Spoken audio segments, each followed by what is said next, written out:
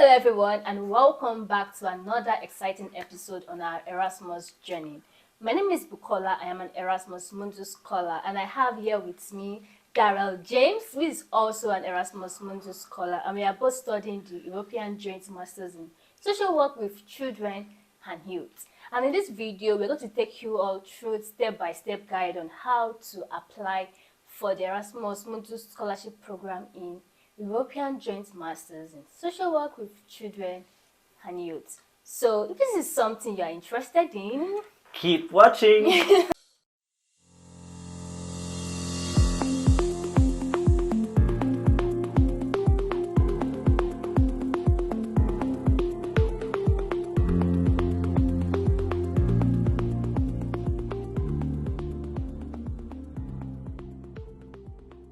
want to go first?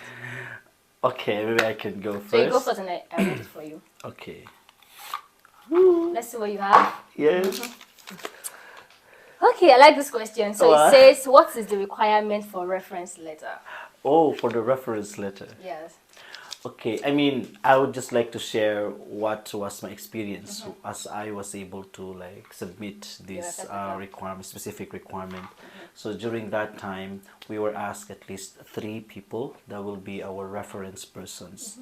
And that time, that's the good thing about this program, because for reference letters, you don't have to ask someone to write something in a document and send it to you and whatsoever, sign it or whatsoever. You just have to give them their email address. You enter it into the system and the system will notify that email address and give them the link where they can access, and they will simply write everything there, whatever is in the questions about you, write it in that system and then just submit. And particularly one important aspect of this requirement for reference letters is that you need to choose people who really knows you very well in terms of your personality, in terms of your educational journey, how diligent you are. Of course, people, former professors, former colleagues that really knows in terms of your research capacity, in terms of your how you work with clients, how you work with people. These are important considerations for you to choose which whose people are you going to who's going to vouch for you for this program. So that was my experience that time. How about you? Mine was a bit different because I remember that I uploaded my reference letter. So I requested it from one of my supervisors who I was working with back then, and then he wrote the reference letter for me, and I just uploaded it on the application website. So that was that was it for me. So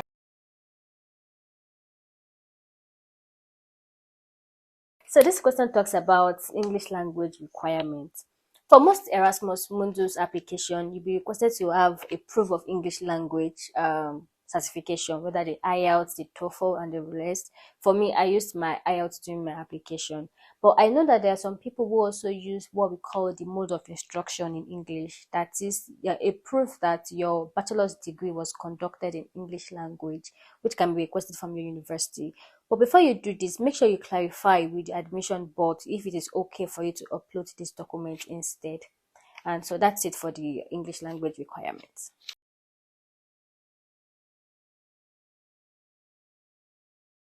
So, next question is that what is the CGPA requirement? Is 2:1 compulsory? I remember when I applied, it was stated that you need to have second class upper and above.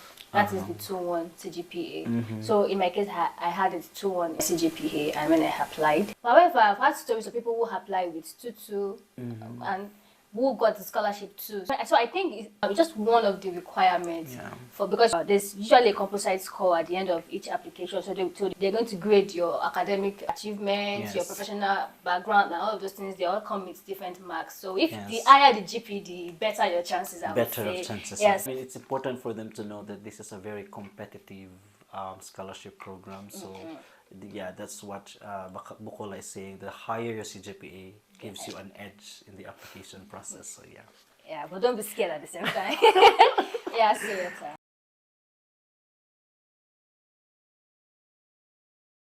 question is about motivational letter. What is the requirement for motivational letter? There are different ways in which you can draft your motivational letter, but make sure that whatever it is that you're writing reflects your professional experience, your volunteer experience. Talk about your passion. Why did you decide to work in that particular field? Talk about how the university degree, maybe a particular subject in the module, how it's going to align with your goals, what you aim to achieve in the future, and also talk about your short-term and your long-term goal after completing the master's program. It does not have to be too lengthy, but make sure that you capture what this information so that it better represents you as an applicant for the application.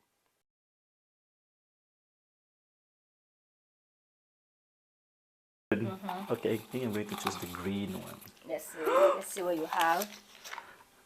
Proof of residency. Oh, okay. I know we mentioned this earlier. So now, Okay, so about this requirement, I can't fully remember if I was able to submit some proof of residency, but I guess with this requirement, it will only like ask you if with what part of your country you are living, or are you really a legal resident of your country. So I think it's not a really like a very one. I think it's one of the easiest requirements of the program, I guess. And it's up to you where you can find it. In the Philippines, maybe you can find it somewhere in our local civil registrar or like our community offices. It's so simple to get these like proofs of residencies. How about you, Bukol? when I applied, I got my proof of residency from the High Court, because from Nigeria in Ibadan precisely. This talks about the CV requirement. For most Erasmus Mundus application, you'll be requested to use the EUROPASS format. I will display the link on the screen right now.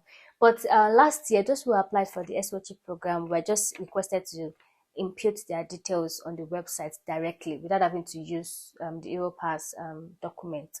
So whichever one it is, make sure that it is well written and well detailed. Talks about everything that you've done in the past couple of years. So we really hope you've been able to learn one or two things from this video. If you have any further questions or clarification, drop them in the comment section and we'll try our best to answer your questions. We wish you all the best in your application. Bye.